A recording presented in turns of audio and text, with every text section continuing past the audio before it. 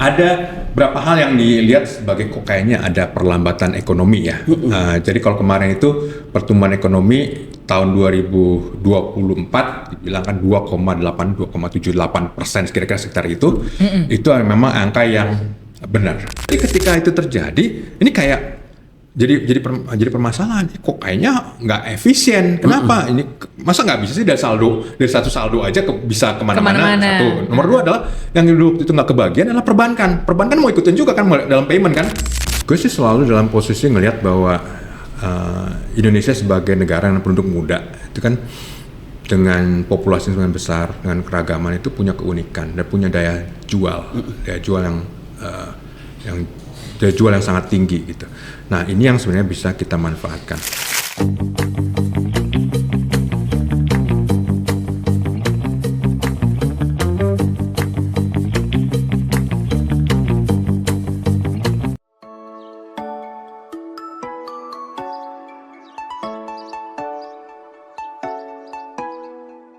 Selamat pagi teman-teman, ketemu lagi dengan DOT.podcast dengan saya Ren Katili. Dan saya Mira Prihatini. Hari ini tuh kita akan membahas sesuatu yang belum sesuatu yang belum pernah kita bahas di sepanjang 70 episode ya kita udah bikin di podcast ini ya. Padahal ini sebenarnya requestnya tuh udah lama. Ya.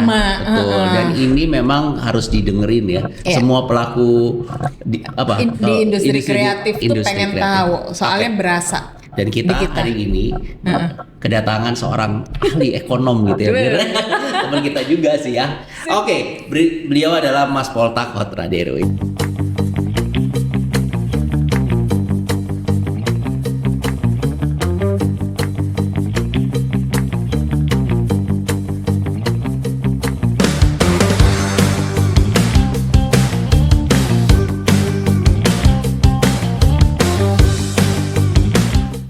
Podcast kita kali ini adalah seorang Business Development Advisor di Indonesia Stock Exchange. Dia adalah Poltak Hotradero. Dikenal sangat gemar membaca. Poltak yang juga lulusan dari University of Bristol, Inggris di bidang Economic, Finance, and Management. Selain ahli di bidangnya yaitu market microstructure, capital market instrument, market analysis, forecasting and valuable of equity hingga blockchain teknologi dikenal orang-orang sebagai kamus berjalan. Kita pengen tahu bagaimana sih forecast ekonomi Indonesia untuk 3-10 tahun mendatang, terutama di bidang industri kreatif. Kalian pasti ingin tahu juga kan? Yuk kita simak saja podcast Benda Desain Hub bersama Poltak Hotradero kali ini. Thank you Poltak udah ngeluangin waktunya kesini, senang sekali kita. Akhirnya gue ketemu sama Mas Poltak setelah 15 tahun Mas. Karena aku tuh ngikutin banget. Gue yakin semua millennials yang dulu awalnya main Twitter gak mungkin gak follow beliau ini gitu. Karena kayak kamus berjalan Bu.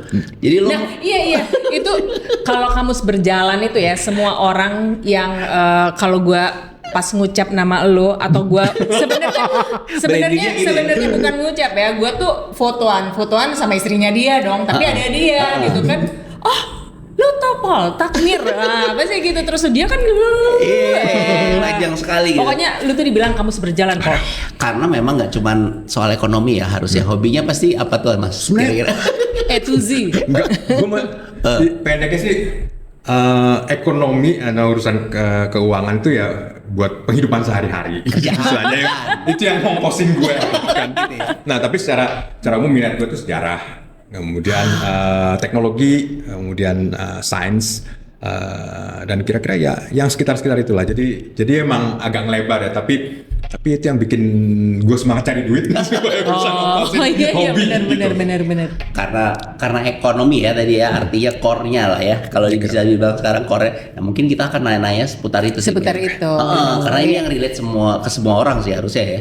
Dan gini, sekarang ini kan sedang gonjang-ganjing masalah ekonomi, masalah krisis ekonomi. Nah kita yang di industri kreatif itu yang tadinya sebenarnya kan orang kreatif itu kan biasanya tuh cuek ya, nggak peduli, tau nggak sih Pol? Tapi kemarin-kemarin itu menjadi peduli. Menjadi peduli, betul. Nah, makanya kita harus datengin tamu di benar. podcast kita nih. Tuh dari kemarin udah sebulan lalu kali ya, kita mikir ini siapa yang mau kita ajak ngobrol. Alhamdulillah hari ini kedatangan Mas Poltak. Sip, kita akan naik. Pertanyaan udah banyak sih dari teman-teman juga salah satunya ya. Nah, mungkin ini gue nanya pertama ya Mas ya. Ini kan kita sekarang dalam keadaan ekonomi Indonesia yang, nah gue nggak tahu ya, apakah dari point of view-nya Mas Poltak tuh kayak gimana sih? Kita mikirnya gonjang-ganjing. Jangan-jangan enggak. enggak sebenarnya. Nah itu Iya kan? kan ini anggap bener gak sih ketidakpastian ini di era sekarang nih ada dan kerasa banget kalau di kita ya. Iya. Iya ya. Sebenarnya begini. Gimana, Mas? Ekonomi Indonesia tuh gede banget. Gede itu. Gede itu apa maksudnya? Gede, ya, maksudnya ukurannya besar. Jadi PDB, produk domestik bruto, istilahnya lah, istilah formalnya itu, ekonomi Indonesia itu adalah 22.000 triliun. Lu bayangin nggak tuh? Itu gede ya itu ya. Ya iyalah 22.000 triliun. Jadi lu bilang, oh ada korupsi 10 triliun. Lah itu cuma 0,0 sekian. Emang ekonomi itu gede banget. Segede itu. Gede banget. Ya itu kan karena Indonesia segede itu juga. Betul, penduduknya banyak. Dan memang di sisi lain juga tersebarnya luas banget. Jadi kadang-kadang kita tuh menilai hanya berdasarkan tempat tinggal Kita berada. tempat kita berada. Circle kita doang. Jadi kita ngelihat misalnya mungkin ada suatu tempat misalnya seperti ada satu kota, ada daerah di Sulawesi Tengah itu Morowali, ya. Itu sebentar lagi nyusul ujung pandang, sebentar lagi nyusul Makassar ukuran ekonominya, karena dia bertumbuh cepat banget. Padahal dulu tuh kan nggak masuk peta ya kira-kira. Iya, Jadi ekonomi terbesar di Sulawesi itu nomor 1 adalah Makassar, habis itu Manado, habis itu yang lain kecil-kecil. Sekarang ini ada satu yang tiba-tiba nanti akan menyusul Makassar dalam waktu kira-kira 3-4 tahun terakhir. Hanya dalam waktu segitu. Dan nggak semua orang tahu. Nggak semua orang tahu juga. Iya, Nah kan? kembali lagi, jadi Indonesia tuh memang kompleks. Tapi benar yang memang ada berapa hal yang dilihat sebagai kok kayaknya ada perlambatan ekonomi ya. Jadi kalau kemarin itu pertumbuhan ekonomi tahun 2024 dibilang kan 2,78% kira-kira sekitar itu. Itu memang angka yang benar. Angkanya seperti itu dan yang hitung juga benar. Jadi BPS itu cukup kredibel. Mereka punya 20.000 orang staf di seluruh Indonesia yang ngitungin setiap waktu, setiap hari. Jadi kalau ada orang bilang, saya nggak percaya sama angkanya BPS. Nah, kamu punya berapa orang kurnya se-Indonesia? Tinggal bicara seperti itu. Ada anggarannya juga. Nah, jadi cuma emang tadi karena ekonomi Indonesia itu sangat tersebar, luas meliputi banyak orang. Jadi kadang-kadang kita suka nggak ini seperti gimana sih? Nah, tapi kembali lagi, kalau misalnya untuk kota-kota besar, urban memang ada seperti ini kayaknya ada stagnasi ya. Kayaknya itu ada, ini sebenarnya pola yang sudah terasa dari sekitar 1 tahun yang lalu. Nah, jadi kalau kita para ekonom biasanya pakai hitungannya itu adalah ketika hari raya Idul Fitri. Kenapa? Iya. Karena pas hari raya menjelang hari raya Idul Fitri itu aktivitas ekonomi itu naik benar. gedean. Nah, nanti pas puncak Idul Fitri itu kan orang mudik dari mana, itu kan gerakan manusia yang jumlahnya banyak. Nah, kemudian habis itu baru normalisasi. Nah, dari tahun kemarin kita melihat bahwa dari biasanya ya kalau tahun-tahun sebelumnya Idul Fitri ekonomi naik, kemudian Idul Fitrinya berakhir, itu perlu waktu kira-kira 2 bulan sampai kemudian ekonomi pulih kembali. Nah, jadi pulih kembali gimana? Jadi angka uang di bank tuh kembali lagi. Nah, begini kan. Kalau misalnya pas Idul Fitri, itu kan banyak kan bentuknya cash kan. Ini kan berarti muter-muter nih, belum balik ke bank gitu kan. Belum balik ke bank. Jadi catat gitu kan. Muter di kampung. Muter di kampung loh kemana-mana. Di bawah bantal. Betul. Nah, jadi ukurannya seperti itu. Karena ketika dia kembali ke bank, baru bisa muncul lagi di kredit. Nah, itu bisa kelihatan kan. Nah, pas tahun kemarin itu ada pola. Cepet ya? Nah, itu 2 bulan itu normal ya kan. Tahun kemarin itu 4 bulan. Baru kembali lagi. Justru lebih lama. Lebih lama. Jadi ada dugaan ada sesuatu nih terjadi di dalam ekonomi Indonesia. Tetapi ini kaitannya dengan cash yang terlambat sekali kembali ke sistem. Nah, ini yang jadi pertanyaan banyak orang. Dari situ mulai ada pertanyaan, ini mungkin kayaknya ada hal yang terkait dengan sesuatu. Cuma kan tahun lalu kan kita tahu juga ada hajatan politik kan. Nah, mungkin ada aktivitas itu dan lainnya. Nah, itu yang kemudian menjadi cerminan juga pada tahun ini karena Q1-nya kuartal 1-nya tahun lalu relatif tinggi menjelang pemilu. Ya Q sekarang kan berarti dibandingin 1 tahun yang lalu, jadi lebih lambat kan. Nah, itu yang Kemudian muncul, wah pertumbuhan ekonomi cuma 4,7, 4,8, lebih rendah daripada tahun lalu. Wah ekonomi melambat. Ntar dulu. Kita harus perhatikan ini bara ekonom tuh biasanya akan perhatikan. Ini lebarannya baru berapa minggu yang lalu ya. Kita perhatiin ekonomi perputaran uang itu kembali lagi ini berapa bulan nih? Kalau lebih lama dari 4 bulan seperti tahun lalu, berarti emang ada sesuatu yang signifikan. Tapi kalau enggak, berarti memang mungkin pola yang baru sekarang terjadi adalah mungkin ada pergeseran dalam masyarakat sehingga ada perlambatan, tetapi sebenarnya ekonomi tetap berjalan. Saya berani bilang, ekonomi berjalan karena begini, setengah dari ekonomi Indonesia itu digerakkan oleh sektor privat. Sektor privat itu maksudnya apa? Kayak kita nih. Pokoknya selama gaji lu bukan dari APBN, selama belanja revenue pendapat lu bukan dari APBN, lu orang privat, orang swasta. Dan itu jangan-jangan banyak lagi di Indonesia. 55%. Tuh. 50 Lebih dari setengah. Lebih dari setengahnya. Nah, itu yang menciptakan lapangan kerja dan lainnya. Jadi lebih dari setengahnya itu ekonomi itu digerakkan oleh kita nih yang kagak pakai seragam, yang nggak pakai Underground ceritanya. Nah, ada itu underground lain lagi. Oh, beda lagi. Jadi itu yang kita membeli, menjual, kemudian dan lainnya itu lebih dari setengahnya. Nah, selama bertahun-tahun yang setengah dari sektor privat ini itu bertumbuh 5%. Kadang-kadang kalau nggak melambat sedikit 4,8, tapi terus kita 4 sampai 5%. Tetap ada konsisten kenaikannya itu. Betul. Nah, jadi istilahnya ya, kalau ini yang sektor privatnya aja bertumbuh 5%, dan ini udah berkontribusi setengah pada ekonomi Indonesia, kita bulatin aja setengah. Berarti paling nggak ekonomi Indonesia 2,5% aja di tangan.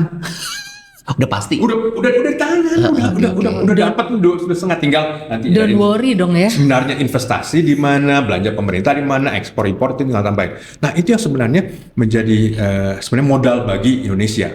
Jadi kalau ada orang merasa kok kayaknya gue ngerasa ekonomi gue kok nggak lambat ya, mungkin di tempat kita, mungkin di tempat lain enggak seperti itu.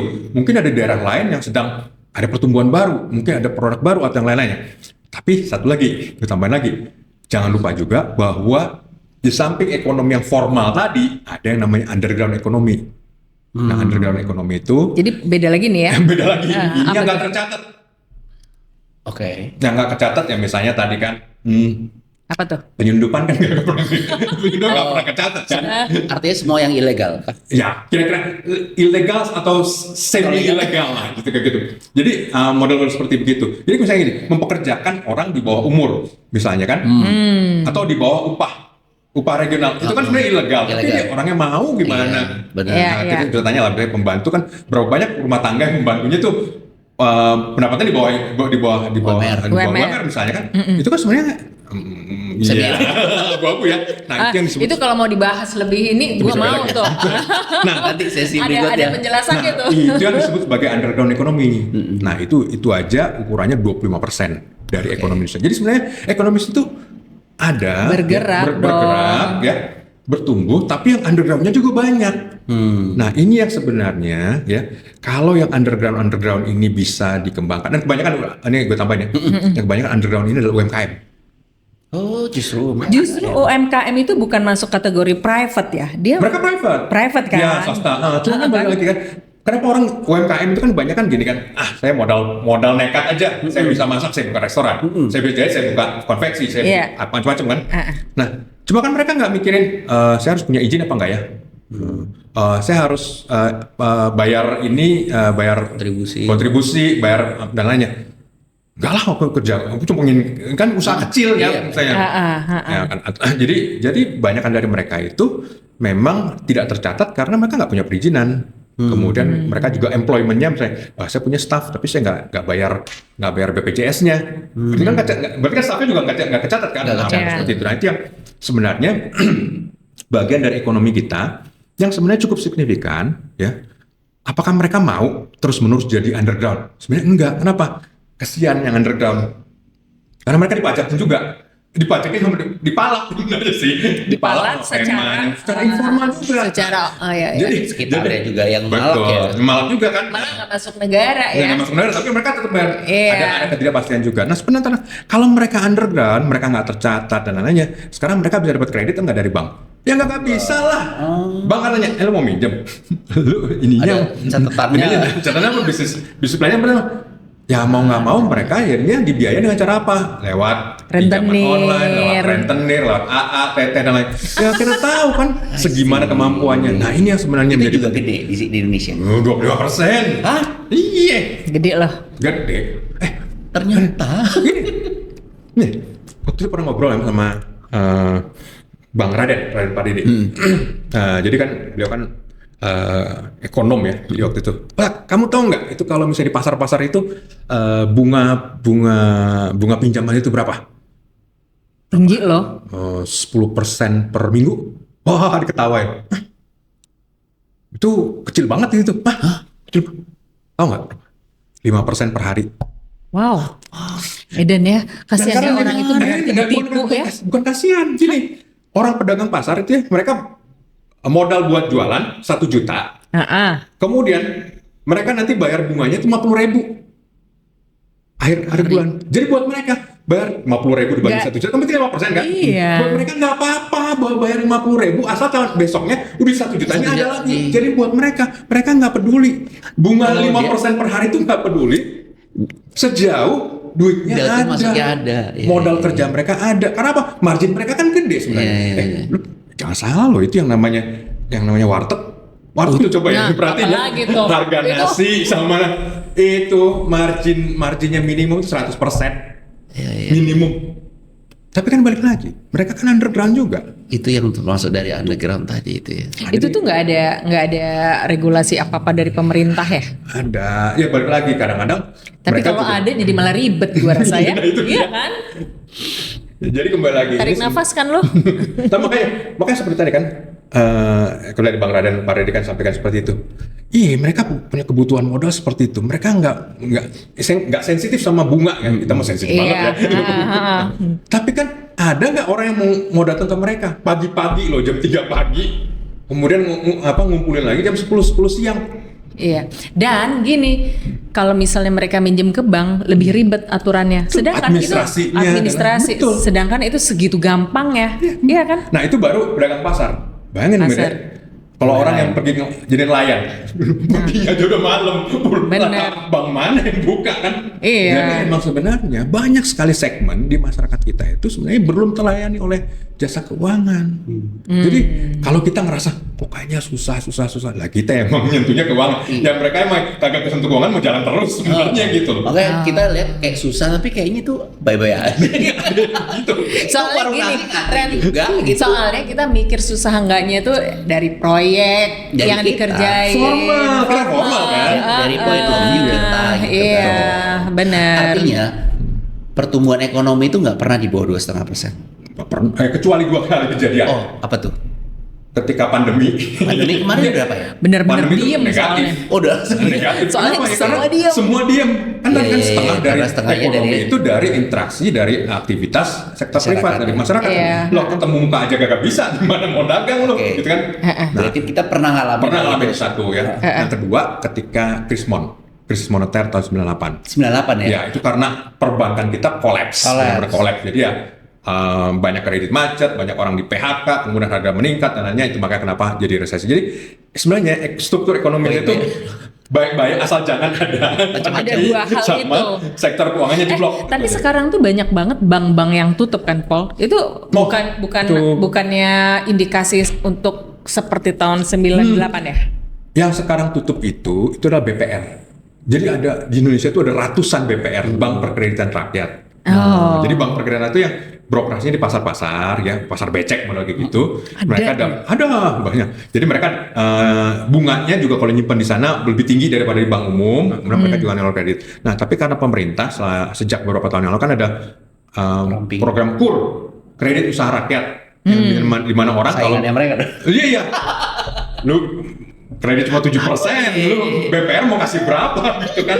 Jadi sebenarnya itu konsekuensi dari KUR tadi. Ya mohon maaf, itu yang kemudian Itu yang tutup. itu yang bikin. Jadi yang tutup tuh BPR banyak, tapi kalau secara umum perbankan Indonesia tuh boleh kita cukup sehat ya. Kenapa gue bilang kayak gitu? Karena sekarang ini ada transparansi. Jadi ya kita masih langganan koran nggak? Langganan koran Online. online. Okay. Jadi Masih lah sampai baca sekarang berita gini, pagi.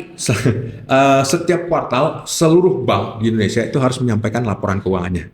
Itu kasih lihat. Itu jalan itu ya? Jalan terus. Jadi Dan kita lihat di situsnya Bank Indonesia juga kayaknya ada mengenai itu. Jadi kita selalu bisa tahu tuh mana bank yang sakit, mana yang lagi batuk-batuk, mana yang sehat dan lain-lain. Jadi karena dibuat transparan seperti itu, maka orang yang punya bank juga hati-hati nih, gua harus comply sama aturan, kalau enggak tahuan sama orang ditarik duitnya gitu. Pada kabur. Betul. Nah itu makanya kenapa salah satu gambaran kenapa perbankan Indonesia itu sebenarnya jauh lebih bagus dibandingkan dulu. Gampangnya gini deh.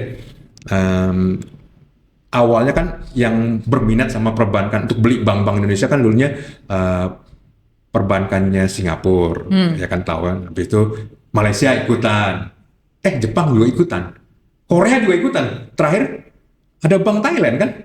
Apa ya? Bangkok Bank kebeli Permata. Kenapa? Karena memang di mata internasional banknya Indonesia itu bagus, populasinya masih banyak yang belum bankable, kemudian net interest margin, jadi bisnis return on asset ya. Jadi return on asset, imbal hasil terhadap aset perbankan Indonesia itu adalah tertinggi di seluruh Asia Pasifik. Nah tuh pemirsa, tuh kan lo pemirsa banget ya. Pemirsa banget.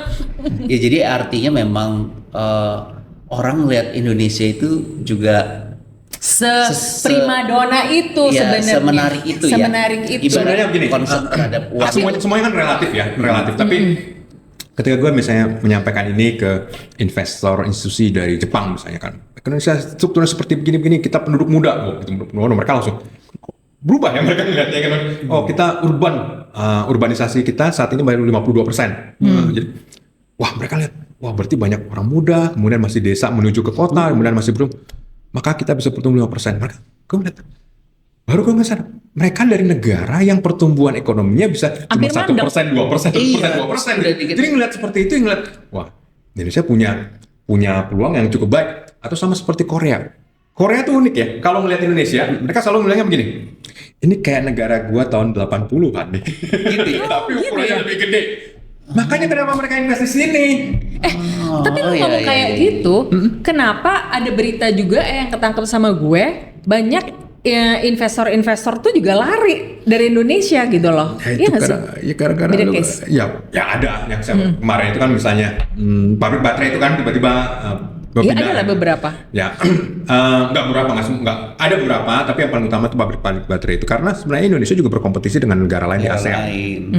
Jadi kalau negara lain yang kompetitor terbesarnya kan Indonesia katanya itu Vietnam. Lebih orang Vietnam, orang lebih senang nanam modal ke situ gitu. Itu ya, menurut lu itu gimana? Betul.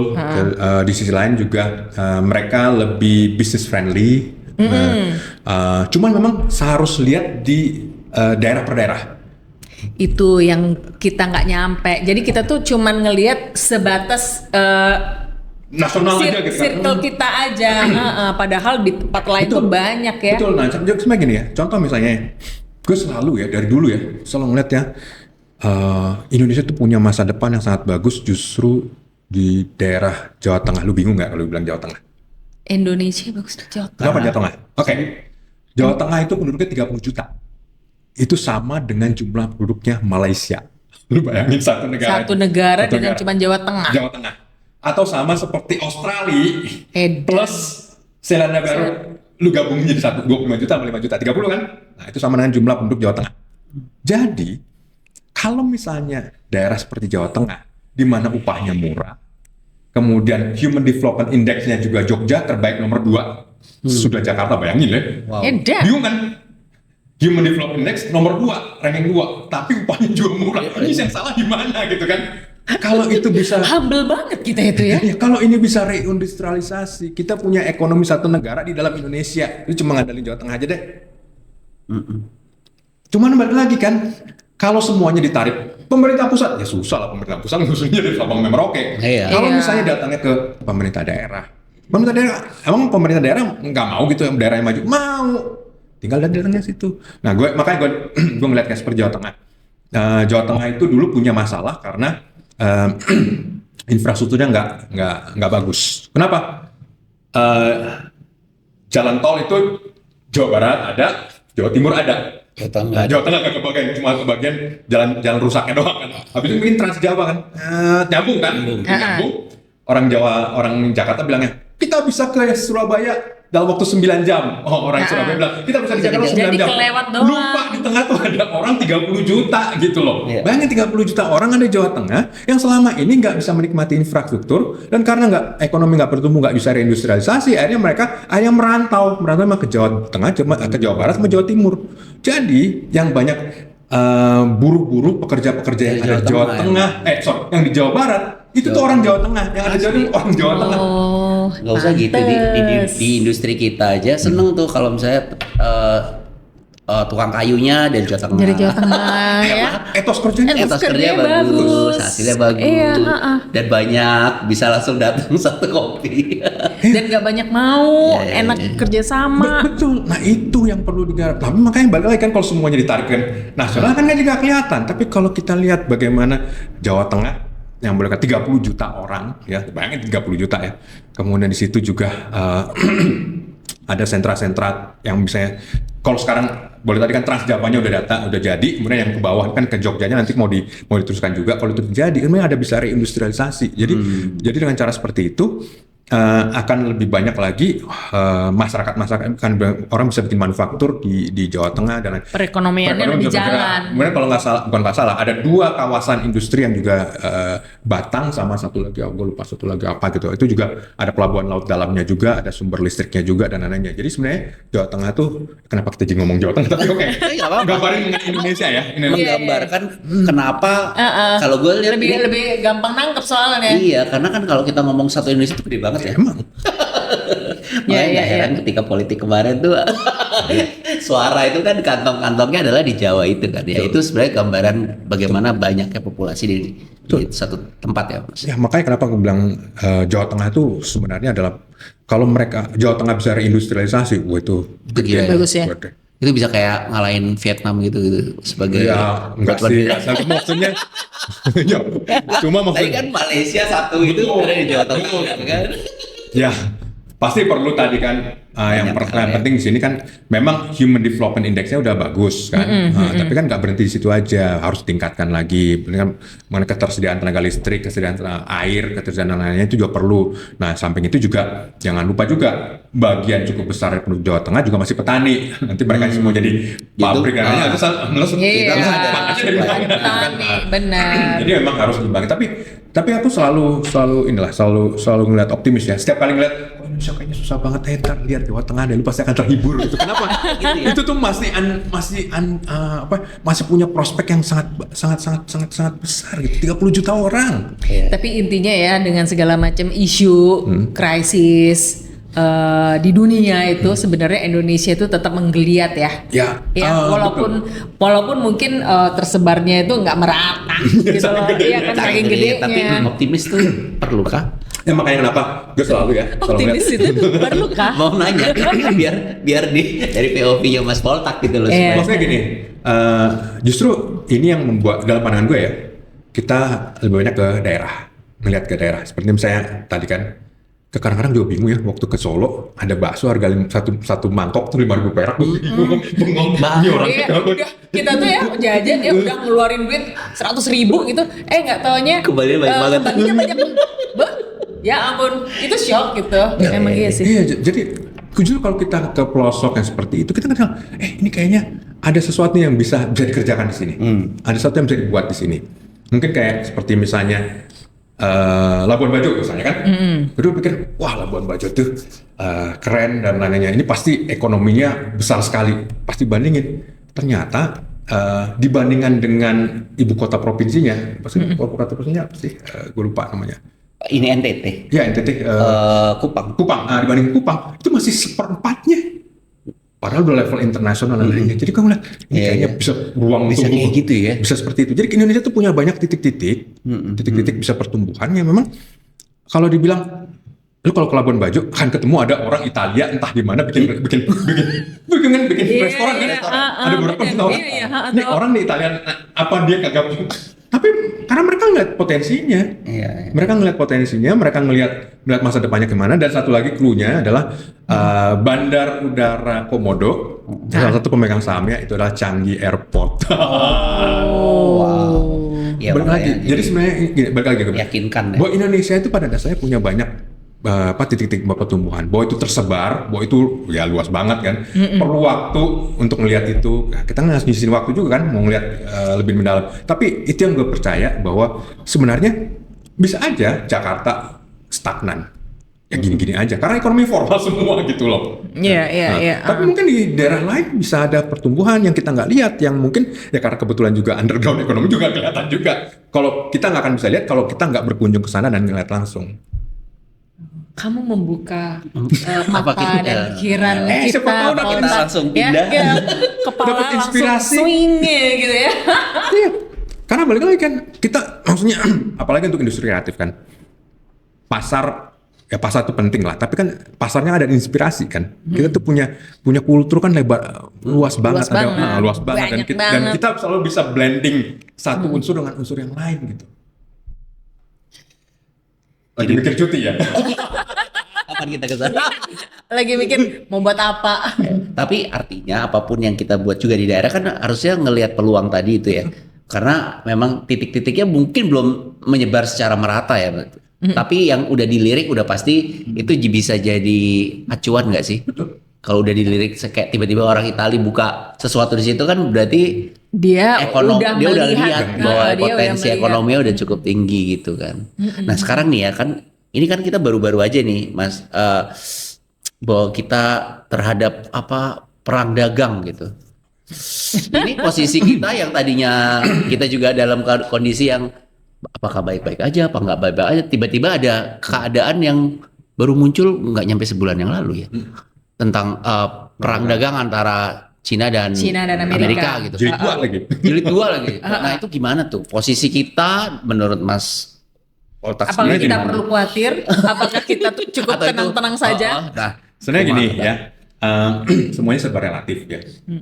Maksudnya ekonomi Indonesia kan tadi udah diceritain kan, itu bagian setengahnya itu dari konsumsi dalam negeri, yang dibuat di dalam negeri, dimakan di dalam negeri, pokoknya Nggak ada urusan.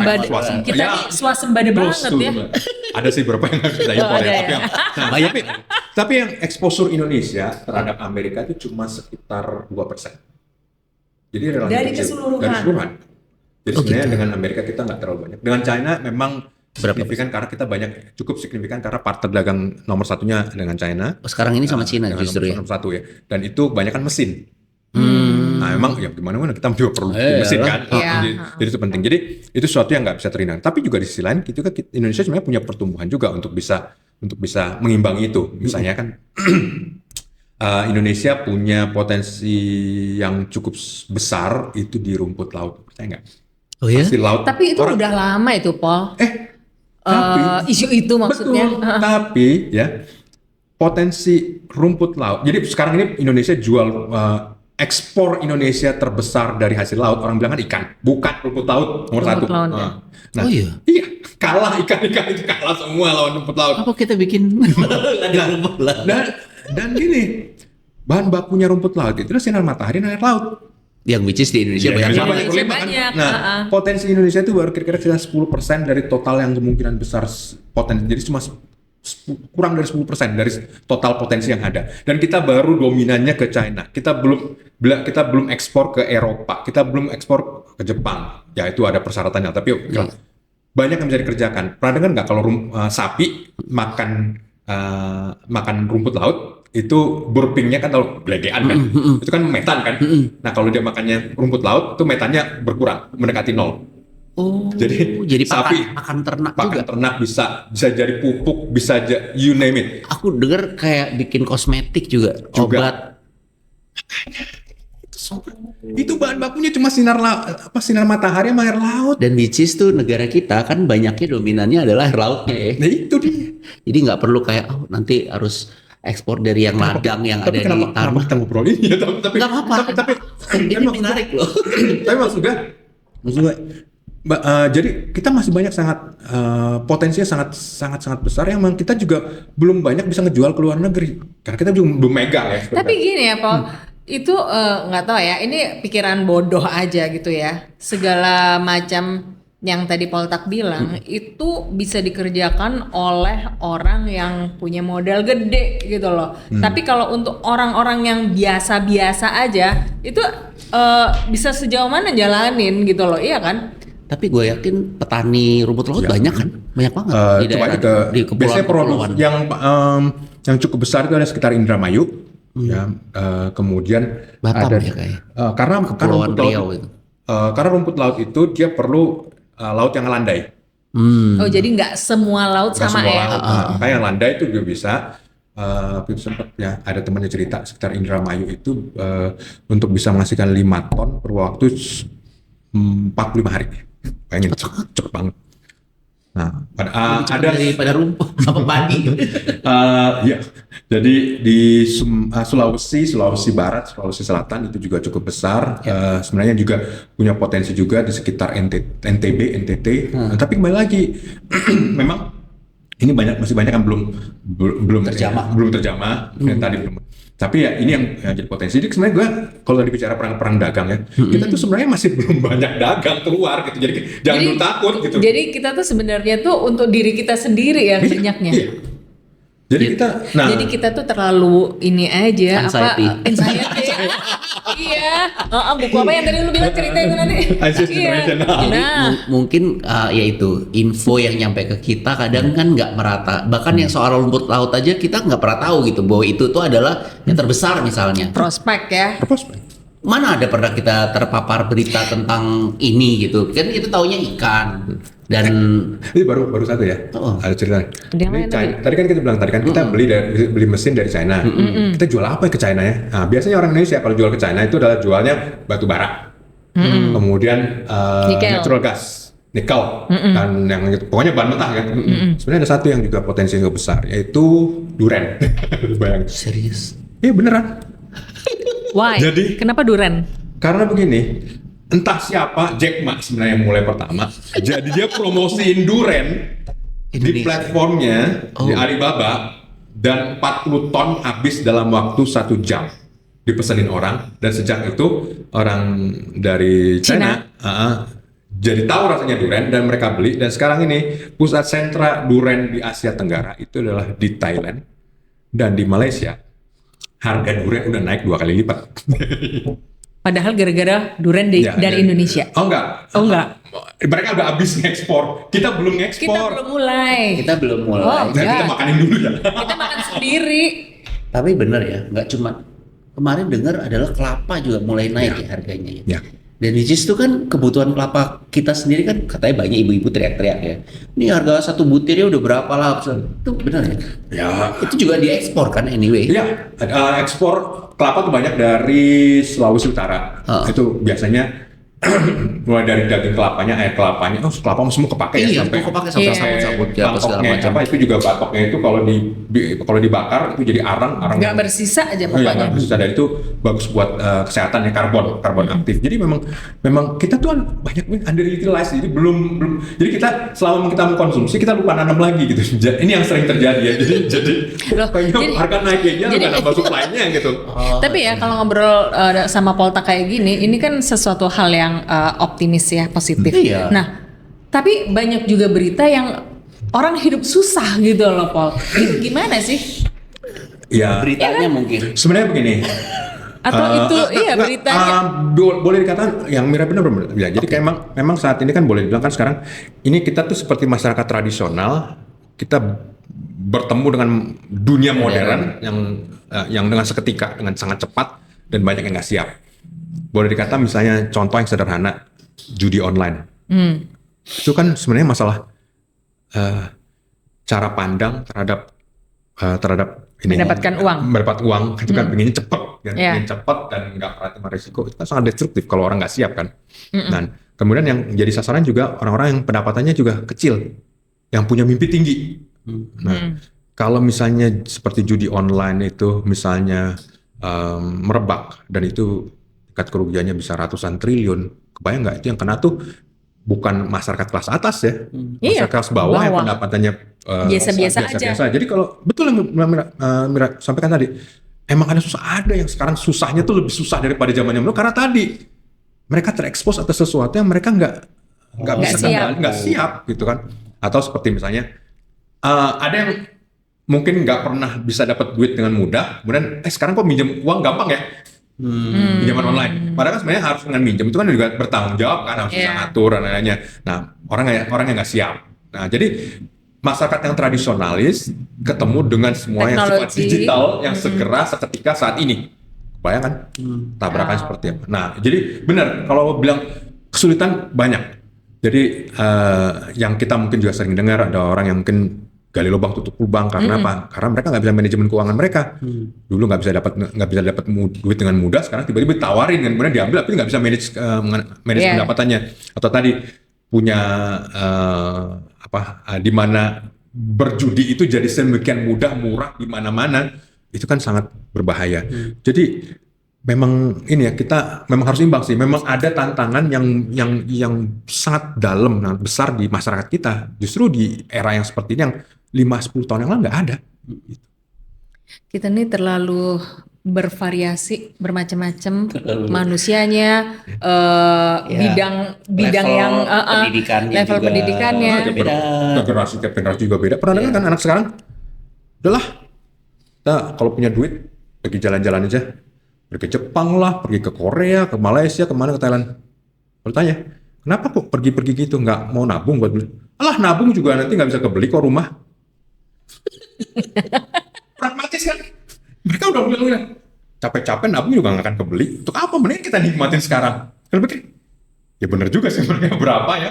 Jadi anak sekarang ya, generasi sekarang itu yang dikejar apa? Experience.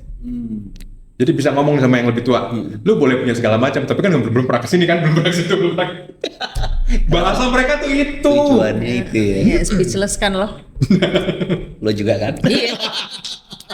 Sama-sama speechless. Tapi beberapa ya mungkin karena digitalizing ini juga katanya Gen Z ya, yang sekarang ini justru gampang cari uang.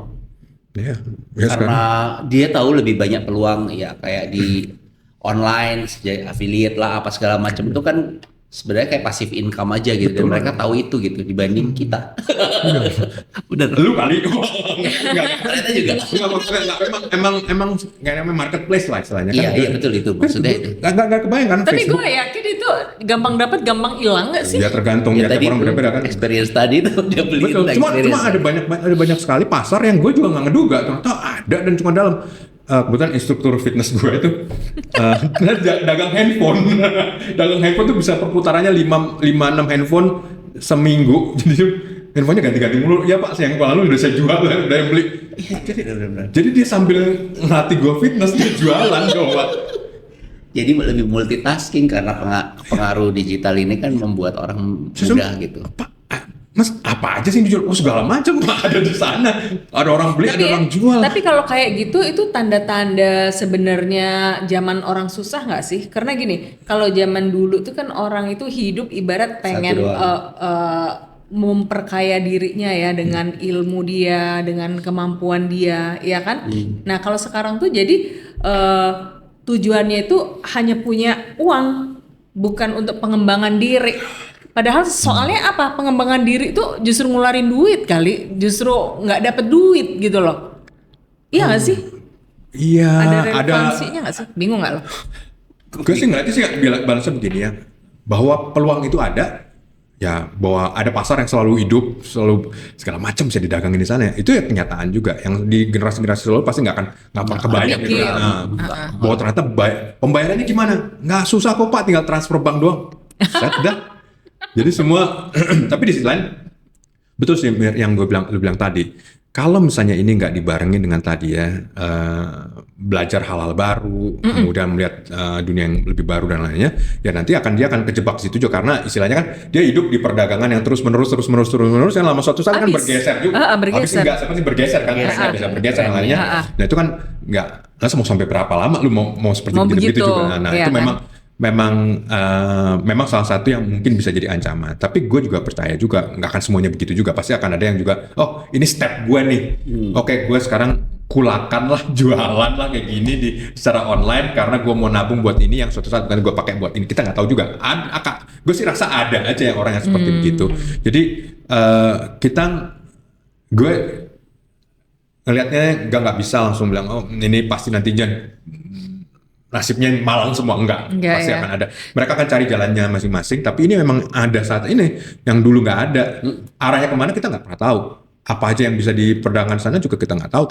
Tapi ini kan menunjukkan bahwa ada supply, ada demand, ada minat orang, ada orang yang berani serius di sisi itu yang serasa menarik zaman berubah lah ya. Betul. Nah, perekonomian itu kan terjadi kalau misalnya ya tadi lu ngomong supply and demand. Ya kan. Nah, itu bakal berimbang terus nggak sih? Ada nggak kemungkinan lu banyak supply tapi nggak ada demand atau kebalikannya di Indonesia? Itu selalu dinamis ya, maksud gue gini, kalau misalnya ada supply kemudian demandnya nggak ada, nanti pasti hilang sendiri kan nggak laku. Kan? Nah sampai kemudian ada demand baru, itu yang dikejar lagi. Jadi ini nggak akan pernah equilibrium yang statis ya, pasti akan naik turun, makanya ada perubahan harga. Nah itu makanya kenapa gue ngelihat ya, tiap generasi bisa punya ini sendiri loh, bisa punya cara sendiri ngelihat sendiri ya. Yang kadang-kadang ya kita bisa hidupnya dari situ, hidup loh mereka loh. Makanya jadi kita nggak bisa underestimate ya seperti itu. Kayak seperti sekarang kan ada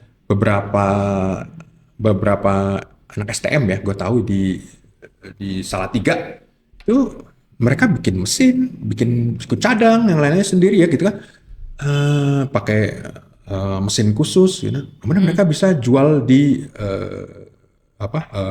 Shopee dan lainnya itu marginnya berapa? 40%. 40% margin. Apa tuh jangan. Tapi konsisten, mereka bisa kerjakan seperti itu.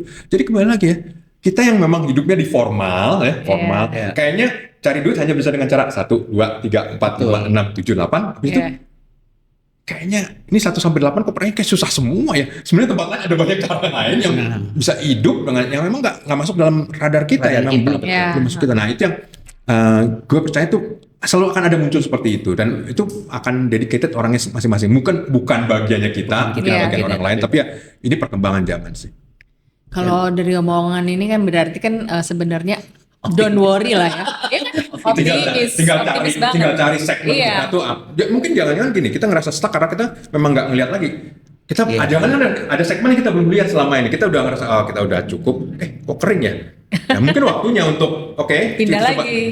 Mungkin belum pindah ya, tapi melihat ya ada nggak sisi-sisi lain dari Indonesia, dari di daerah yang memang bisa menjadi suatu peluang. Salah satu kan sebenarnya manfaat dari misalnya orang pergi ke luar negeri, ya kan? Selalu melihat ini kalau di Indonesia bisa juga nih. Ini kalau Indonesia bisa dikerjain apa enggak? Bisa, tapi mungkin begini. Oh, gini. Jadi kan maksa kita untuk berpikir kan.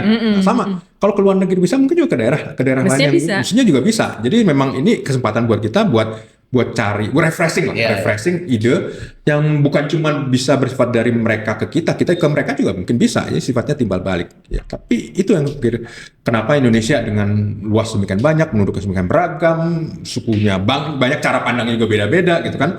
Ya sebenarnya kekayaan yang perlu kita olah dengan cara berjumpa, dengan cara bertemu. Ambil cuti nih. Ketemu dengan beberapa orang yang mungkin akan ini salah satu kita ketemu Mas Poltak aja ini langsung tercerahkan deh nggak sih? Habis gini kita cuti Tapi gue tuh juga melihat mungkin kalau di kita kan kita ini di generasi bisa dibilang X generation ya.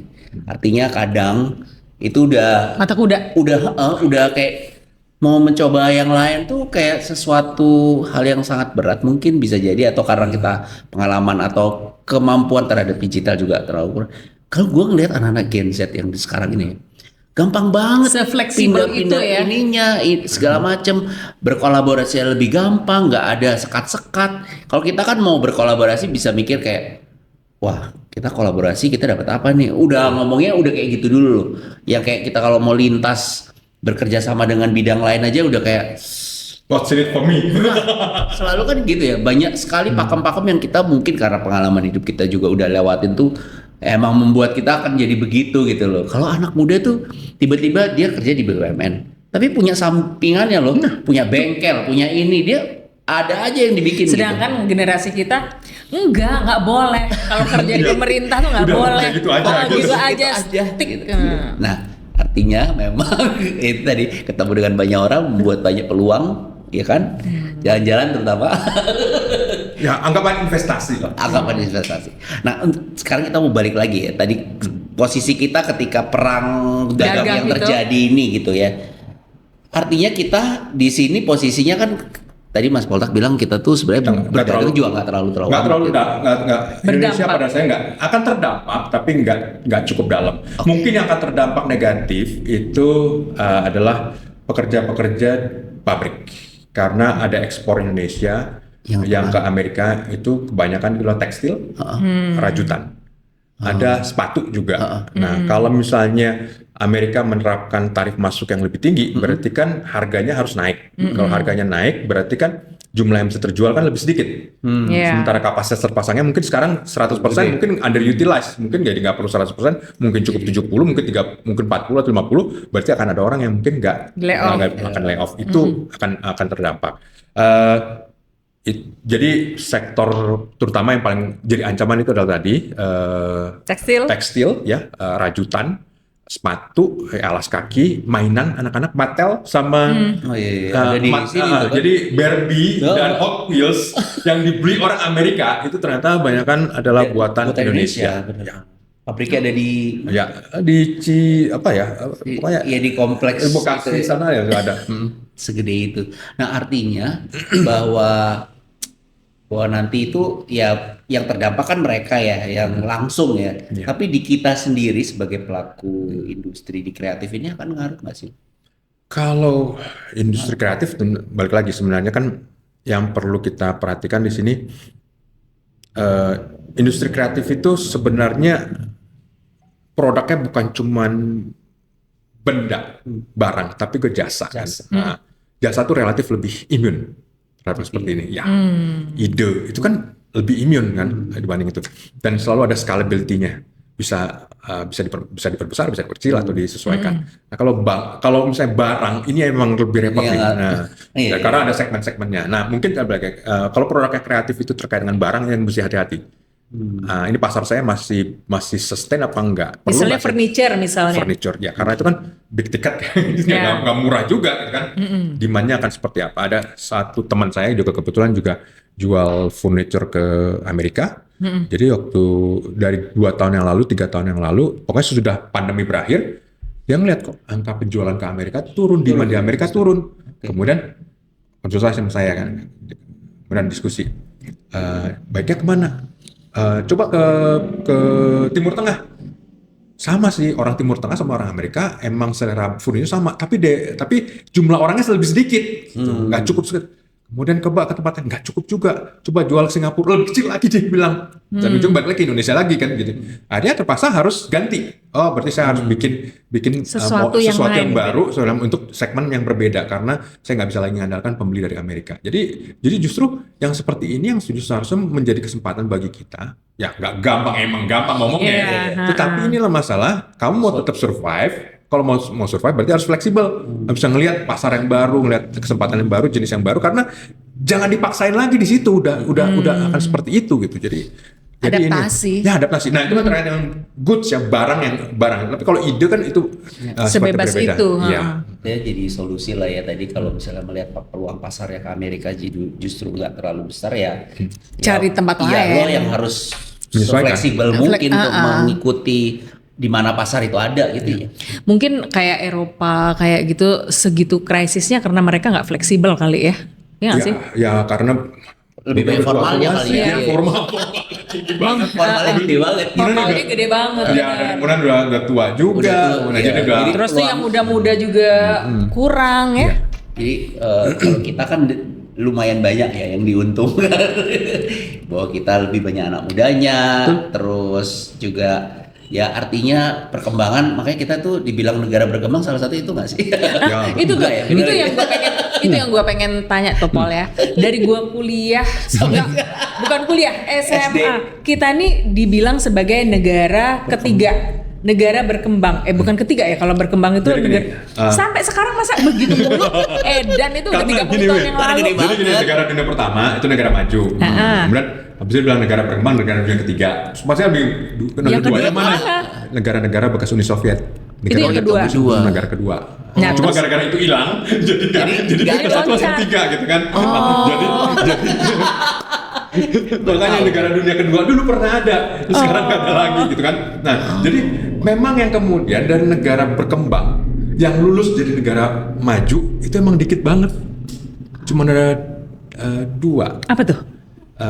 Yang sekarang Korea. ini calon ya, Korea Selatan, Taiwan. Singapura juga dulu masuk negara dunia ketiga, kemudian sekarang masuk jadi dunia Kesatu. pertama. Jadi negara maju gitu. Nah, Malaysia inginnya segitu, tapi kayaknya Susah sulit. juga. Nah, kalau Malaysia ada susah, apalagi kita gitu Iya. istilahnya gitu. Nah, tapi itulah gambaran landscape-nya. Tapi pembagian dunia seperti ini memang berapa orang mengkritikkan, kok kayaknya nggak adil banget, Iya, bisa kayak dibagikan. stuck mulu, Nah, udah segitu apalagi lama. gini, Mi, kalau lu bayangin seperti Indonesia itu ya, Indonesia berapa per kapitanya berapa sih? Sekian gitu kan? Lu tahu nggak Jakarta aja, DKI Jakarta itu 4 kali lipatnya nasional. Udah 4 kali 4 kali lipatnya nasional. Berarti yang namanya warga Jakarta itu daya belinya udah sama seperti beberapa negara dunia maju pertama. tadi. Iya. Sebenarnya kalau Jakarta jadi negara Jadi sendiri. Dia Bisa, udah negara ya. maju. Iya. Oh. Jadi maksudnya balik lagi. Tapi kan balik lagi kan biaya hidup juga lebih tinggi kan. Nah, Iya, jadi iya. maksudnya memang uniknya negara yang kompleks seperti ini ya. Jadi Jakartanya bisa 4 kali lipat nasional, tapi ada yang di bawah nasional. Itu menunjukkan pertama memang Indonesia tuh nggak gampang untuk bisa dianggap sebagai monolit cuma satu, enggak, beda-beda. 40 km ke barat, ke timur udah beda suasana, udah beda keadaan kan. Belum lagi nyebrang pulau dan lainnya. Tapi itu juga di sisi lain berarti ada peluang juga. Masa sih orang mau miskin terus kan? Pasti orang juga pengen makmur kan. Nah, jadi sebenarnya gue selalu ngelihatnya nggak cukup berani untuk bilang aduh kayaknya Indonesia sial bang, enggak deh. Karena ada orang, gue yakin ada orang yang selalu ingin gue pengen hidup gue lebih baik, gue pengen anak gue hidupnya lebih baik, dan itu semangat yang bisa. dan ya mereka akan cari cara untuk itu gitu. Ya kalau kita bisa bantu kita bantu gitu. Tapi gue nggak akan sampai pada sampelan udahlah mereka nggak ada gitu, mereka ada. Dan sama seperti itu juga orang tua kita juga kalau dipikirkan zaman dulu juga sama juga dari bokap gue aja masih lahirnya di kampung gitu loh. Ya terus kalau sekarang anaknya lahir di kota kemudian seperti sekarang kan itu sebenarnya juga lompatan. Masa kita nggak kasih tempat juga buat orang lain juga untuk seperti begitu gitu. Dan itu yang gue pikir ya indahnya Indonesia, ya kekuatannya Indonesia ada di situ. Luar biasa ya. Ya artinya Indonesia melihat tuh ini tuh dan- nggak bisa cuma dari satu sisi negatif lah gitu ya. Iya. Bahwa ya oke lah kita susah ya, tapi lo lihat bahwa peluang di luar itu tuh lebih Segitu banyak. banyaknya. Mungkin kalau compare sama negara lain yang ya misalnya tadi kayak Eropa gitu. Udah tua-tua. Ya, udah tua-tua justru dia melihat Nggak se-fleksibel peluangnya itu nggak ya. seperti kita melihat peluang di Indonesia gitu. Iya. Mungkin itu ya kali ya. Nah, kemarin ini kan soal penekanan terhadap Amerika pada kita ya, termasuk salah satunya Kenapa adalah sih mereka terlalu kayak iya, kesannya tuh kenapa? kenapa Apa sih? dia jatuh cinta banget gitu sama kita sehingga Jatuh pengen cinta banget ya. mengobrak-ngabrik kenapa Ini sih? yang terlihat ya kayak semua ini kita di tarif kita dinaikin paling Kita tinggi dibanding nggak boleh negara-negara pakai Asia Tenggara. kris, harus pakai visa. Kenapa sih kenapa mereka sebegitu itu? Nah, ini kan balik lagi. Ini kan sebenarnya bagian dari konsekuensi perang dagang. Emang Amerika cuma begitu sama Indonesia? Kagak, sama Iya. Islam juga begitu. Semua ya. Kamu gitu juga. Karena memang ada beberapa hal yang selama bertahun-tahun memang dianggap sebagai ini praktek non tarif barrier. Nah, terutama di sektor keuangan. Contoh seperti tadi kan, masalah mengenai kris kan banyak pernah ribut. Ini kris Iya, lah. Padahal awalnya itu mengenai GPN. GPN-nya Gerbang Pembayaran Nasional. Jadi waktu dulu GPN dibuat, itu ada aturan dari Bank Indonesia. Sebenarnya yang buat GPN itu siapa sih? Bank Indonesia. Oh, BI. BI. Nah, Jadi ada aturan bahwa nggak boleh pemilikan asing di GPN nggak boleh lebih dari 20%. Ketika ditanya kenapa nggak boleh lebih dari 20%, pokoknya segitu aja, nggak boleh. dibatasi aja. Dibatasi aja 20%. Alasannya nggak dikasih. Enggak dikasih. Pokoknya begitu. Nah, jadi waktu itu memang idenya BI adalah bikin sistem pembayaran yang memang sifatnya nasional. Nah, sifatnya nasional. Cuman kagak ada yang pakai juga. Gitu. Gak ada yang pakai. Udah lama bergerak ya. Sistemnya nggak pakai. Nah, kemudian Sistemnya waktu itu berupa apa, Mas? seperti sistem messaging sebenarnya. Jadi sistem messaging itu seperti sistem pesan lah gitu. Jadi ada switch-nya, ada servernya, ada yang lain-lainnya gitu kan. Kompleks lah ya. Ya kompleks lah kira-kira. Nah, jadi nggak ada yang pakai. Nah, kemudian pada waktu itu kemudian berkembang sistem pembayaran yang kita tahu ada GoPay, ada OVO, kemudian ada yang semua harus diinstal di handphone. Itu awal 2010-an ke sini. Iya, udah. Nah, jadi kan waktu dulu kan kalau kita hanya bisa beli bayar GoPay, kalau kita punya saldo di GoPay kan. Betul. Iya. Nah, kemudian OVO cuma bisa di OVO. Iya. Bayar Kesel kita satu banget handphone. itu gue. Ini duit kita mau bayar pakai ini, Kayak tapi gue kan di sana. Jadi kan ada dana. masa diisi semua, ada dana lagi dananya. Nah, jadi ketika itu terjadi, ini kayak jadi permasalahan. Kok kayaknya nggak efisien? Kenapa? Ini masa nggak bisa sih dari satu saldo aja bisa kemana-mana? Satu. Nomor dua adalah yang dulu itu nggak kebagian adalah perbankan. Perbankan mau ikutin juga kan dalam payment kan? Nah, karena perbankan juga ingin masuk ke dalam payment, ini pakai apa ya sistemnya? Ya udah, bikin unifikasi, disatuin. Nah, itulah muncul KRIS. Quick Response Indonesia sistem gitu kan. Jadi krisis itu. Nah, jadi kan untuk disatukan tadi, jadi bukan cuman tadi GoPay dan lainnya satu-satu, bank juga ikutan banyak. Ini kan berarti kan harus bisa saling komunikasi satu sama lain kan. Satu sistem kan. Pakai apa sistemnya? GPN kan nggak pernah pakai. Ya udah nyambungin aja ke GPN, nyambung. Itulah yang kepake. Oh gitu. Nah, terus urusan sama Amerika yang terus keluar itu kenapa? Nah, itu dia pertanyaan Amerika. Kalau misalnya asing, kenapa sih harus dibatasin 20%? Pertanyaan masih itu, sebatas itu aja sebenarnya. Apa alasannya kenapa 20%? Kenapa gue nggak boleh ikutan? Nggak boleh ikutan lebih gitu. Bukan untuk memprotek sesuatu. Nggak signifikan juga. Oh. Itu sistem jadi gini ya, sistem payment Indonesia itu sebenarnya masih kecil banget. Jadi juga nggak signifikan juga sebenarnya. Gitu. Nah, jadi kalau bahwa kemudian KRIS itu kan nyambung dengan GPN, itu kan satu hal ya. Bahwa kemudian ada rencana juga nanti GPN itu dengan wakil Indonesia, KRIS itu juga nanti akan nyambung dengan sistem regional. Di negara lain ya? Negara lain. Nah itu dengan Malaysia, dengan Thailand. Jadi suatu nanti dengan Singapura, bentar lagi malah dengan Jepang juga. Jadi istilahnya orang bisa lintas batas pakai pembayaran sama. Itu juga sebenarnya meniru apa yang sudah dilakukan dengan sistemnya siapa tuh? Bukan. Alipay dan WeChat Pay. Oh ya, yang di negara China. Sama seperti itu. Jadi sifatnya akan regional. Nah ini kan juga bagus buat penanam. Apakah itu mengancam ke salah satu pihak? Yang enggak. Nggak ada ya? Saya rasa enggak ada ancaman ke salah satu pihak, dan itu kalau itu bagus, itu kan membuat kenyamanan bagi kita yang misalnya mau belanja. Ya belanja jadi berlebihan sih sebenarnya sih, tapi ya nggak apa-apa. Enak banget tuh. Ya, tapi kan barcode tuh. Kemudian habis itu kan negara lain juga kan bisa belanja di tempat kita juga mudah. Tapi ini yang di dalam ASEAN itu adalah salah satu yang juga jadi peluang, karena kan kita berharap bahwa turis-turis dari ASEAN dan negara lain itu lebih mudah belanja di Indonesia, jadi nggak mikir gitu kan, dan bisa langsung dari dompetnya, dari rekeningnya masing-masing gitu. Nah itu kan memperluas. Jadi dalam pandangan gue sih, KRIS ya mungkin kalau yang dimasalahin sebenarnya GPN-nya sih. Gitu ya. GPN-nya aja itu urusannya BI aja jelasin. BI ke negara itu lah. Dan itu yang sudah dijelaskan oleh Mbak Desri juga kan sebagai deputi, bahwa BI terbuka untuk diskusi dengan siapapun terkait dengan GPN. Jadi sebenarnya nggak ada masalah dengan GPN-nya kok gitu. Cuman kan kalau di media itu kan itu udah sangat nasional, kayak membakar apa ya, kayak kita tuh ya mungkin ya itu sampai kita bayarnya pakai KRIS mulu, nggak mau lagi pakai Visa. Padahal tetap aja itu kan masing-masing ada beda sendiri. Padahal ada urusan ya. Padahal punya segmen sendiri-sendiri. Sih, jadi nggak terlalu ini. Ya namanya juga kita bacanya di sosial media ya. Kan kadang apa yang terpapar yang terpapar itu kan yang kita tahu-tahu aja gitu. Bahwa kalau dasarnya kayak gini kan, yang bermasalah justru di GPN-nya gitu. Ya, suatu masalah yang sebenarnya masih bisa dinegosiasikan antara banyak manapun gitu. Kalau misalnya suatu saat nanti GPN itu ternyata juga bisa pemilikan asing, nanti misalnya negara lain dari ASEAN, why not? Lebih terintegrasi kan? Atau Jepang misalnya, jadi kita belanja ke Jepang bisa langsung sistem kita.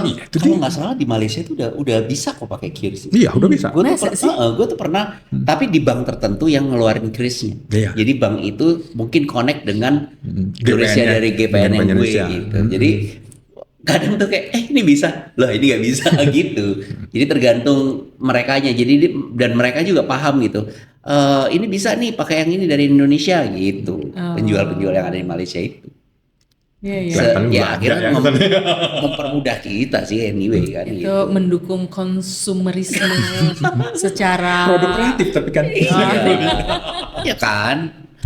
Ya, Berarti udah terjawab lah ya yang pertanyaan dari terjawab. teman-teman yang merasa kayak ini apa sih? intinya tuh kita tetap optimis aja. Harus ya sih. Jadi Harusnya ya. nah mungkin ini yang kita pengen tanya soal optimis tadi loh.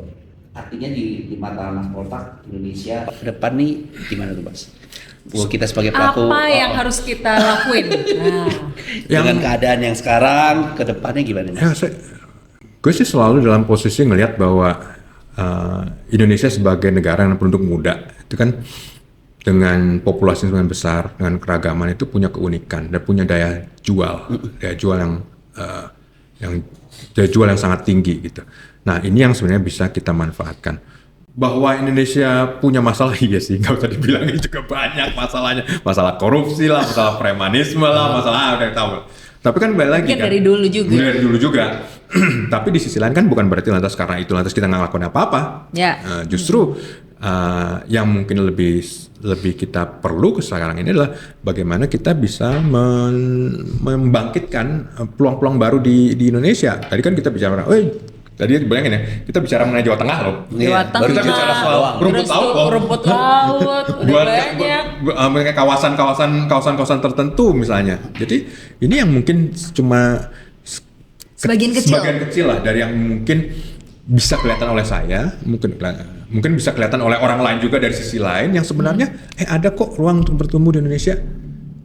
Jadi ayo kita coba sama-sama Jadi cari. kayaknya tuh ya kalau ada orang yang stuck ya, gue ada teman tuh yang dia ngerasa krisis itu udah 5 tahun dan dia nggak bergerak, itu salahnya dia gue rasanya. Kurang piknik mungkin. Kurang piknik dia. Ajakin piknik. Kurang melihat peluang Ya, atau kurang terlalu fleksibel. melihat ke diri sendiri, kurang fleksibel, benar. untuk bisa berkolaborasi kah gitu ya. Ya. Itu mungkin salah satu solusi ya. Ya. dan nggak harus di Jakarta gitu ya intinya gitu ya. Jakarta harus stuck udah lalu. Oh gitu ya. Tuh. Jangan coba di Jakarta. Karena kan nggak ada ceritanya kalau misalnya seperti Bill Gates, dia punya ritual setiap tahun 2 minggu dia akan ke suatu tempat nggak diganggu siapapun. Bayangin 2 minggu dia udah kayak apa sih yang mau cari itu?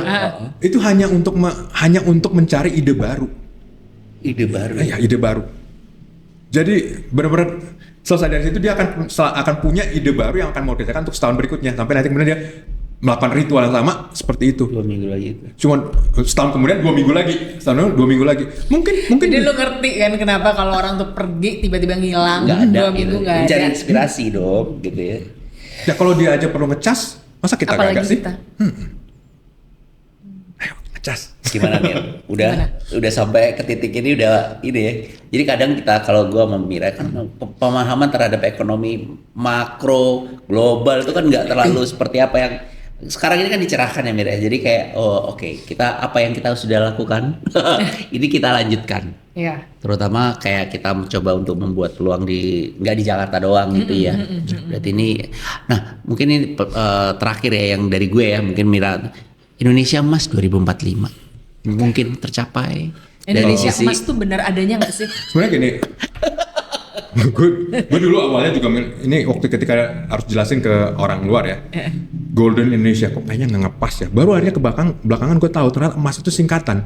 apa tuh? Ekonomi makmur, adil dan sejahtera. Aduh. Ekonomi makmur, adil dan sejahtera. Ya.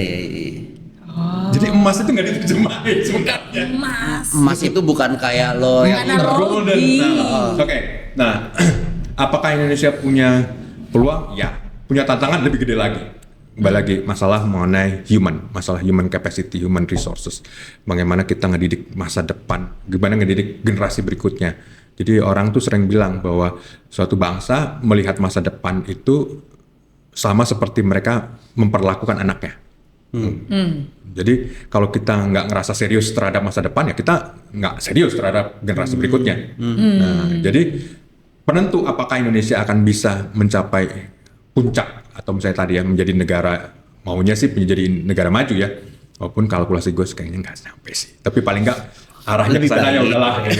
Gue udah ngitung dari 10 tahun yang lalu, rekornya cukup pas kemarin lah Nggak cukup, nggak nyampe deh. Tapi at least arahnya ke sana. Nyampe nggak apa-apa. Tapi kan ada target. Tapi yang penting bahwa kita serius dulu terhadap memperlakukan generasi berikutnya kan seperti apa. Kalau enggak ya berarti kita juga nggak pernah serius dengan masa depan kita. Jadi kalau sampai itu nggak terjadi, itu adalah salah kita yang punya anak-anak yang sekarang kita tidak itu bekali usia untuk produktif, ya kan? untuk sampai ke sana. Bukan kita kok yang nikmatin. Soalnya bukan kita yang ngerjain bakal, ya, betul, ya kan?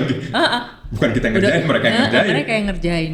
Berarti memang artinya bagaimana keseriusan kita terhadap mungkin bukan kita, pemerintah juga ya harusnya ya. Sama-sama semua ya. Pemerintah juga punya anak. Pemerintah kan cuma label. Isinya kan orang-orang juga. Terhadap generasi. Nah, kalau dari Mas Poltak sendiri saran buat mereka di generasi muda ini apa, Mas? Yang kira-kira ya paling nggak mereka ketika mendengarkan ini nih ya juga jadi optimis gitu ya. Juga jadi punya masa depan. Kira-kira apa? Saya sih tidak selalu skeptis. Saya sih selalu ngerasa bahwa tiap generasi itu punya peluang sendiri-sendiri dan punya kesusahan sendiri-sendiri gitu. Jadi saya nggak akan ngerasa, oh kamu harus susah dulu seperti saya. Oh gitu ya? Banget sih. Nggak, pasti ada hal yang menjadi peluang bagaimana. Yang mungkin mereka lebih bisa ngerti dibanding gue atau generasi gue. Jadi di kantor contohnya, dulu kan waktu masih kuliah, gue suka bongkar komputer. Jadi selalu ngerasa bahwa komputer itu domainnya laki-laki gitu kan, game namanya. Bener loh, mungkin gue di kantor ada staf perempuan. Pak Poltak katanya ini ya suka mengenai komputer. Iya, saya suka mengenai komputer. Iya, saya mau upgrade komputer. Yang nanya perempuan, dengan staf perempuan. Baiknya saya pakai AMD apa Intel ya? Hah? Itu buku bengong loh beneran. Wah, oh ya baiknya begini. Dan ternyata mereka serius. Jadi hobi yang dulu gue anggap itu laki-laki. Sekarang dan mereka main game. Dan kok bisa sih kok jadi pingin upgrade komputer dan lain. Iya, kita mulai dari main game. Gamenya apa aja ini. Lah ini game dia dari dulu ada, sekarang terus. Dan di situ menunjukkan bahwa sekarang ini dunia lebih terbuka.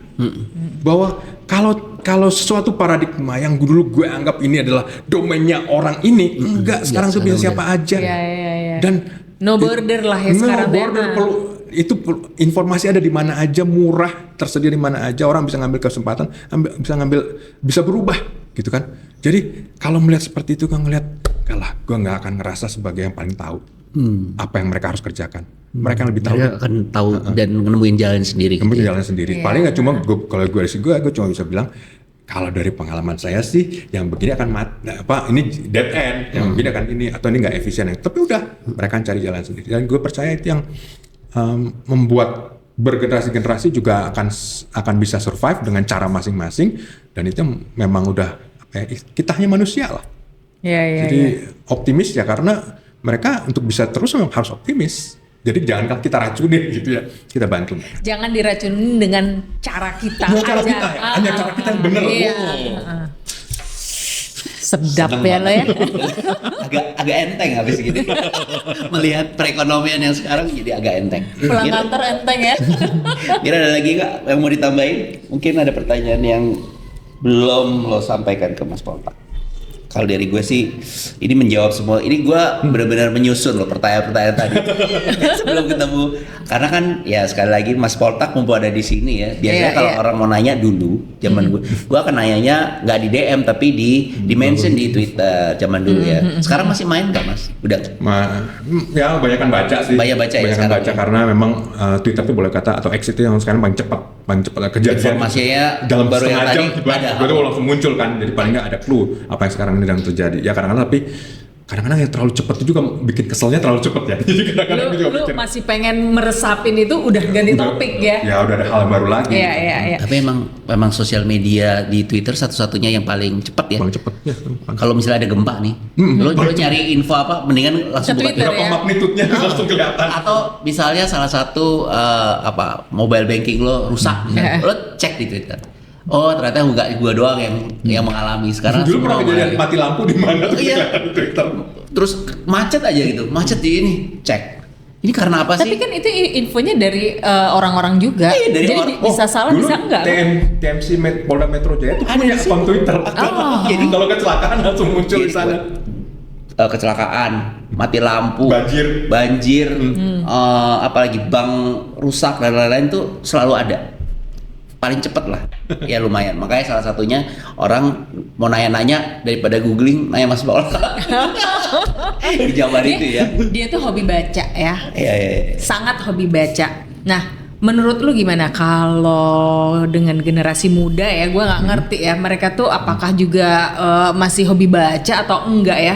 Atau masih perlu nggak sih hobi masih baca? Masih perlu nggak sih dengan buku yang lu baca bertumpuk-tumpuk gitu sih? Gini, gue juga makin kesini ngerasa gue makin lambat nggak membaca ya. Tapi tetap gue ngerasa membaca itu perlu.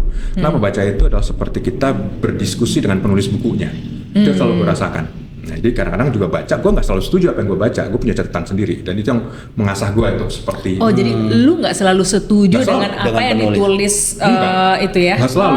Gue anggap itu sebagai diskusi gitu kan. Yes. Nah, jadi tapi itu menunjukkan bahwa kalau kita nggak baca, berarti kita kehilangan sesuatu di sini. Diskusi mengenai sesuatu.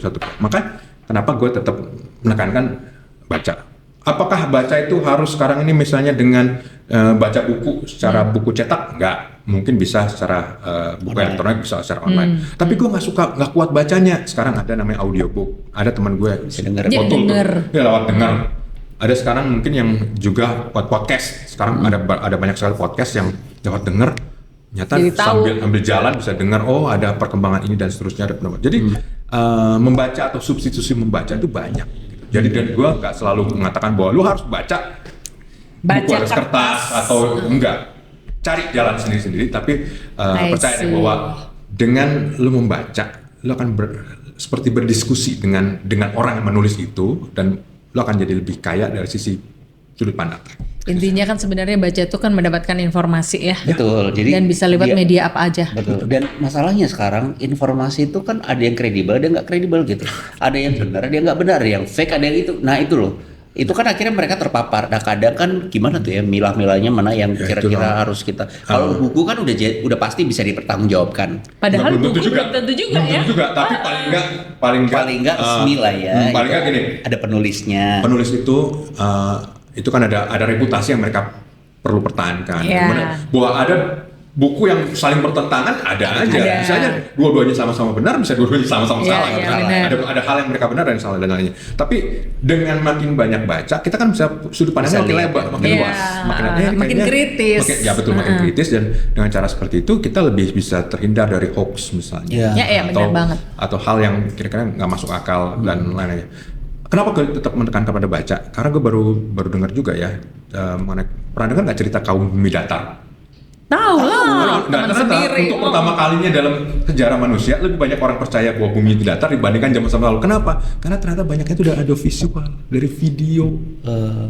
Jadi orang bumi datar bukan dari membaca, dari video. Dari yang dia lihat gitu ya. Jadi dari ujaran, dari omongan orang.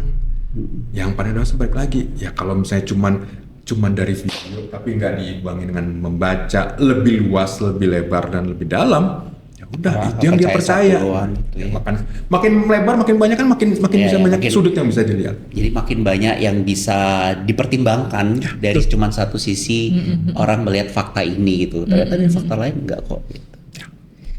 Luar biasa. Mira, ada yang mau ditambahin atau Mas Poltak mungkin ada yang mau ditambahin? Udah itu aja sih. Cukup ya. Obrolan kita sangat dalam dan luas.